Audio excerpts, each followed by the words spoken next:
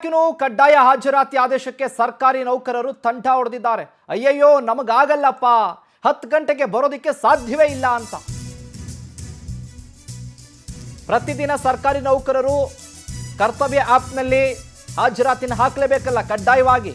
ಅಯ್ಯಯ್ಯೋ ನಮಗಾಗಲ್ಲ, 10 ಗಂಟೆಗೆ ಬರೋದಕ್ಕಂತೂ ಆಗೋದೇ ಇಲ್ಲ, ಮನೆ ಹತ್ತಿರಕ್ಕೆ ವರ್ಗಾವಣೆ ಮಾಡಿ, ಡೆಪ್ಯುಟೇಷನ್ ಕೊಡಿ. ಪ್ರತಿದಿನ ಬೆಳಗ್ಗೆ 10 ಗಂಟೆ ಕಚೇರಿಗೆ ತಲುಪೋದಕ್ಕೆ ಹರಸಾಹಸವನ್ನು ಪಡ್ತಾ ಇದ್ದಾರೆ. ಆಡಳಿತ ಸೌಧದಲ್ಲಿ ಸರ್ಕಾರಿ ನೌಕರರ ಟೈಮಿಂಗ್ಸ್ ಲಾಬಿ.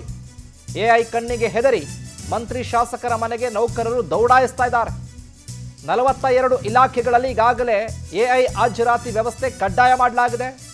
ನೆಪ ಹೇಳಿ ಚಕ್ಕರ್ ಹಾಕ್ತಾ ಇದ್ದ ಸರ್ಕಾರಿ ನೌಕರರಿಗೂ ಶಾಕ್. ಈಗ 4.7 ಲಕ್ಷ ನೌಕರರ ಪೈಕಿ ರಿಜಿಸ್ಟರ್ ಆಗಿರೋದು ಕೇವಲ 2.6 ಲಕ್ಷ ಜನ ಮಾತ್ರ. ಇನ್ನೂ 2,11,000 ಜನರು ಕರ್ತವ್ಯ ಆ್ಯಪ್ ನೋಂದಣಿಗೆ ಹಿಂದೇಟನ್ನು ಹಾಕ್ತಾ ಇದ್ದಾರೆ. 10 ಗಂಟೆಗೆ ಬರೋದಕ್ಕೆ ನಮ್ಗೆ ಆಗೋದೇ ಇಲ್ಲ. ಅಯ್ಯಪ್ಪ 10 ಗಂಟೆಗೆ ಎಲ್ಲಿಂದ ಬರೋದಕ್ಕಾಗುತ್ತೆ, ನಮ್ಮ ಕೈಲಿ ಆಗ್ತಾ ಇಲ್ಲ, ಮನೆ ಹತ್ತಿರ ಇರೋ ಆಫೀಸ್ಗಳಿಗೆ ನಮ್ಮನ್ನು ವರ್ಗಾವಣೆ ಮಾಡಿಬಿಡಿ. ಈಗ ಕಚೇರಿಗಳಿಗೆ ಆಫೀಸ್ಗಳಿಗೆ 10 ಗಂಟೆಗೆ ಬರಲೇಬೇಕು, ಕಡ್ಡಾಯವಾಗಿ ಹಾಜರಾತಿಯನ್ನು ಹಾಕಲೇಬೇಕು. ಲಾಗಿನ್ನು ಲಾಗೌಟು ಎರಡೂ ಕೂಡ ಕರ್ತವ್ಯ ಆ್ಯಪ್ನಲ್ಲಿ ರಿಜಿಸ್ಟರ್ ಮಾಡಲೇಬೇಕು. ತಮಗಿಷ್ಟ ಬಂದ ಹಾಗೆ ಬರೋದು, ತಮಗಿಷ್ಟ ಬಂದ ಹಾಗೆ ಹೋಗೋದು, ಇಷ್ಟ ಬಂದಾಗ ರಜಾ ಹಾಕ್ಕೊಳ್ಳೋದು. ನಮ್ಮನ್ನು ಹೇಳೋರು ಕೇಳೋರು ಯಾರೂ ಇಲ್ಲ ಅಂತ ಅಂದ್ಕೊಂಡಿದ್ರಲ್ಲ ಸರ್ಕಾರಿ ನೌಕರರು, ಅವರು ಈಗ ತಂಡ ಹೊಡೆದಿದ್ದಾರೆ. 10 ಗಂಟೆಗೆ ಬರಲೇಬೇಕು, ಹಾಜರಾತಿನ ಹಾಕಲೇಬೇಕು ಅಂತ. ಇದು ನಮ್ಮ ಕೈಲಿ ಆಗೋದಿಲ್ಲ ಅಂತ ಈಗ ಮಿನಿಸ್ಟರ್ಗಳ ಹತ್ರ ಹೋಗಿ ಲಾಬಿ ಮಾಡ್ತಿದ್ದಾರೆ. ಆಗೋದಿಲ್ಲ, ಇದು ಸರಿ ಇಲ್ಲ ಅಂತ.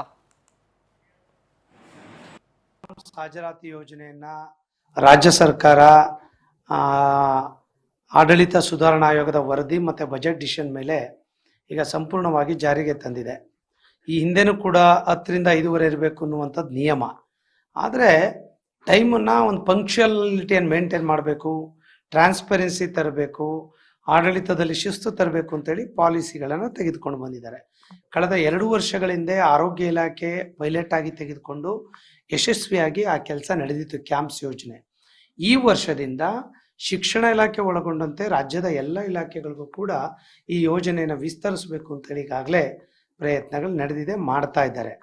ಟೋಟಲ್ ಇಡೀ ರಾಜ್ಯದಲ್ಲಿರುವಂಥ ಒಟ್ಟಾರೆ ಸರ್ಕಾರಿ ನೌಕರರಲ್ಲಿ 70% ಸರ್ಕಾರಿ ನೌಕರರು ಕ್ಯಾಂಪ್ಸ್ ಯೋಜನೆಯಲ್ಲಿ ರಿಜಿಸ್ಟ್ರೇಷನ್ ಮಾಡ್ಕೊಂಡು ಈಗಾಗಲೇ ಅಟೆಂಡೆನ್ಸ್ ಸಿಸ್ಟಮನ್ನು 70% ಈಗಾಗಲೇ ಜಾರಿಯಲ್ಲಿ ಇವತ್ತಿನ ದಿನಾಂಕದವರೆಗಿದೆ. ಇನ್ನೂ ರಿಮೈನಿಂಗ್ 30% ಇನ್ನೂ ಕೂಡ ಅದರಲ್ಲಿ ಎನ್ರೋಲ್ ಮಾಡಿಲ್ಲ. ಕಾರಣ ಏನಂತ ಹೇಳಿದ್ರೆ ಒಂದಿಷ್ಟು ಟೆಕ್ನಿಕಲ್ ಇಶ್ಯೂಸ್ಗಳಿದೆ, ಸಾಫ್ಟ್ವೇರ್ ಪ್ರಾಬ್ಲಮ್ ಇದೆ, ನೆಟ್ವರ್ಕ್ ಪ್ರಾಬ್ಲಮ್ ಇದೆ, ತಾಂತ್ರಿಕ ಸಮಸ್ಯೆಗಳು ಇರುವಂಥ ಕಾರಣಕ್ಕಾಗಿ ಒಂದಿಷ್ಟಿದೆ. ಇನ್ನು ಕೆಲವು ಕಡೆ ಮೊಬೈಲ್, ಈ ಕೆಲವೇನಾಗಿದೆ ಡ್ರೈವರ್ಸ್ ಇದ್ದಾರೆ, ಗ್ರೂಪ್ ಡಿ ಇದ್ದಾರೆ. ಇನ್ನು ಇದೇ ವಿಚಾರಕ್ಕೆ ಸಂಬಂಧಪಟ್ಟ ಹಾಗೆ ಹೆಚ್ಚಿನ ಅಪ್ಡೇಟ್ಸ್ ಅನ್ನು ಕೊಡ್ತಾರೆ ನಮ್ಮ ಪ್ರತಿನಿಧಿ ಮಂಜು ಸಕ್ರಾ. ಲೈವ್ ನಲ್ಲಿ ಜಾಯ್ನ್ ಆಗ್ತಾ ಇದ್ದಾರೆ.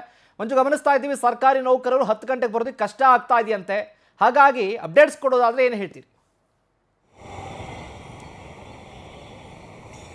ಶಿವು, ಏನು ಡಿ ಕೆ ಶಿವಕುಮಾರ್ ಅವರು ಸಿಎಂ ಆಗಿ ಅಧಿಕಾರ ಸ್ವೀಕರಿಸಿದ ಬಳಿಕ ಅಂದರೆ ಮಾರನೇ ದಿನ ಸಭೆಯಲ್ಲಿ ಸರ್ಕಾರಿ ಅಧಿಕಾರಿಗಳಿಗೆ 10 ಗಂಟೆ ಒಳಗಡೆ ನೀವು ಸರ್ಕಾರಿ ಕಚೇರಿಗಳಿಗೆ ಬರಬೇಕು, ಜೊತೆಗೆ ಎಐ ಹಾಜರಾತಿ ಮೂಲಕ ತಮ್ಮ ಮೊಬೈಲ್ ಇರುವಂಥ ಅಪ್ಲಿಕೇಶನ್ ಮೂಲಕ ನೀವು ಹಾಜರಾತಿ ಕರ್ತವ್ಯ ಆ್ಯಪ್ನಲ್ಲಿ ಹಾಜರಾಗಬೇಕು ಅಂತೇಳಿ ಸೂಚನೆ ಕೊಟ್ಟಿದ್ದರು.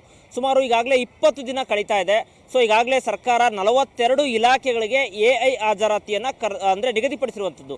ಈ ಪೈಕಿ ರಾಜ್ಯದಲ್ಲಿ ಸುಮಾರು 4,78,000 ಸರ್ಕಾರಿ ನೌಕರರಿದ್ದಾರೆ. ಇದರಲ್ಲಿ 2,66,000 ಮಾತ್ರ ನೌಕರರು ಇದುವರೆಗೆ ಕೂಡ ಎಐ ಆ್ಯಪನ್ನು ಅಪ್ಲೋಡ್ ಮಾಡಿಕೊಂಡು ಈಗ ಕಚೇರಿಗಳಿಗೆ ಆಗಮಿಸಿರುವಂಥದ್ದು. ಅಂದರೆ ಇನ್ನೂ 2,12,000 ನೌಕರರು ಹಿಂದೇಟ್ ಆಗ್ತಿರುವಂಥದ್ದು. ಸೊ ಯಾಕೆ ಹಿಂದೇಟ್ ಆಗ್ತಿದ್ದಾರೆ ಅಂತೇಳಿ ನೋಡ್ತಾ ಹೋದಾದರೆ ಈಗ ಅಂದರೆ ಎಲ್ಲೋ ಒಂದು ಕಡೆ ಈಗಾಗಲೇ ಸಚಿವರು ಮತ್ತು ಶಾಸಕರ ಮನೆ ಬಾಗಿಲ ಕದವನ್ನು ಈಗಾಗಲೇ ನೌಕರರು ತರ್ತಿರುವಂಥದ್ದು. ಯಾಕಂದರೆ ಒಂದು ಕಡೆ ನಾವು ದೂರ ಇದ್ದೀವಿ, ದೂರದಿಂದ ಈ ಕಚೇರಿಗೆ ಬರೋಕ್ಕಾಗೋದಿಲ್ಲ, ಸೊ ನಮಗೆ ವರ್ಗಾವಣೆ ಮಾಡಿಕೊಡಿ, ನಿಯರ್ ಬೈ ಹತ್ತಿರಕ್ಕೆ ವರ್ಗಾವಣೆ ಮಾಡಿಕೊಡಿ ಅಂತೇಳಿ ಕೆಲವೊಂದಿಷ್ಟು ನೌಕರರು ಸಚಿವರು ಮತ್ತು ಶಾಸಕರ ತಮ್ಮ ಬಳಿ ಅಳಲನ್ನು ಹೇಳ್ಕೊಳ್ತಾ ಇದ್ರೆ, ಇನ್ನು ಕೆಲವೊಂದಿಷ್ಟು ನಮಗೆ ಟ್ರಾಫಿಕ್ ಇದೆ, ಟ್ರಾಫಿಕ್ಕಿಂದ ಸೊ ಕಚೇರಿಗೆ ಆಗಮಿಸಲಿಕ್ಕಾಗ್ತಾ ಇಲ್ಲ, ಜೊತೆಗೆ ದೂರದಿಂದ ಬರಬೇಕು.